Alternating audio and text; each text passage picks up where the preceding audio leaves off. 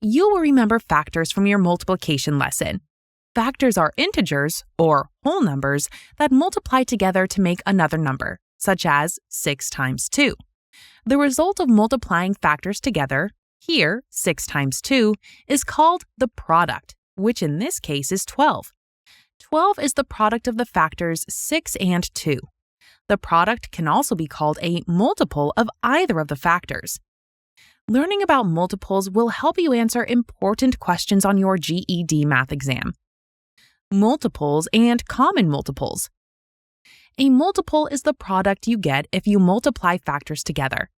For example, counting by twos means counting 2, 4, 6, 8, 10, 12, 14, 16, 18, 20, 22, 24, and so on. Those numbers are all multiples of 2. That's because 2 times 1 is 2, 2 times 2 is 4, 2 times 3 is 6, and so on. As you count, you are multiplying the number 2 by different integers, starting with 1. Let's try this with the number 3. If we count by threes, we get 3, 6, 9, 12, 15, 18, 21, 24, 27, 30, 33, 36, and so on. Those numbers are all multiples of 3. Here, we go up to 12 times 3. You can keep going to get more multiples. A common multiple is a multiple that is shared by 2 or more numbers, any multiples they have in common. Remember, common means something that belongs to more than one or is shared. Let's look at the multiples list for 2 and 3 again and see what their common multiples are. We can see that if you list the first 12 numbers of each factor, there are 4 common multiples: 6, 12, 18, and 24. If you kept multiplying by larger numbers, you will find many more common multiples for 2 and 3. You may also notice a pattern when writing out multiples. In the case of the multiples of 2, they go up by 2. Now, think about 2 and 12. What are their common multiples? Let's look at what multiples are shared when we count by 2s and 12s. We see they share the common multiples 12 and 24. Least common multiple, LCM. The least common multiple, also called the LCM, is the smallest multiple that 2 or more numbers have in common. Let's look at the multiples for 2 and 3 again. We can see that the least common multiple of 2 and 3 is 6. It's the least common multiple because it is the smallest multiple they have in common. Least means smallest.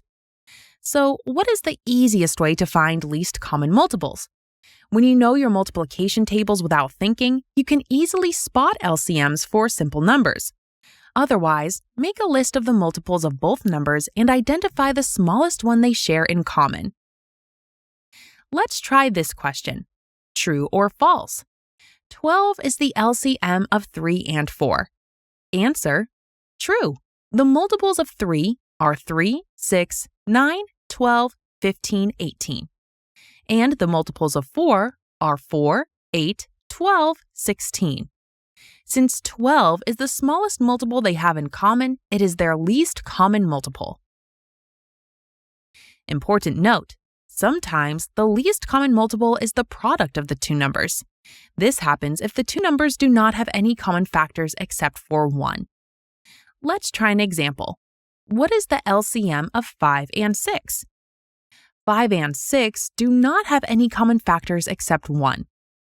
5 has factors of 1 and 5. 6 has factors of 1, 2, 3, and 6. They have no common factors, so the smallest multiple they share will be their product. So we multiply 5 times 6 to get 30, which is their least common multiple. How do we use least common multiples? You will use them in the next lesson for adding, subtracting, and comparing fractions that have unlike, different denominators. Now, let's try a question to see how we can apply multiples to a real GED question. An office manager orders computer paper every 6 weeks and printer ink cartridges every 8 weeks.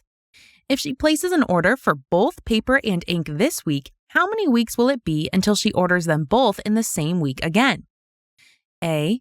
8, B. 12, C. 16, D. 24. Explanation and answer. Simply calculate the least common multiple of 6 and 8. Multiples of 6 are 6, 12, 18, 24. Multiples of 8 are 8, 16, 24. We see that the smallest multiple they have in common is 24. The LCM of 6 and 8 is 24, so it will be 24 weeks before the office manager orders paper and ink in the same week again. Practicing factoring questions like these will help you succeed on your GED Math exam. Happy studying!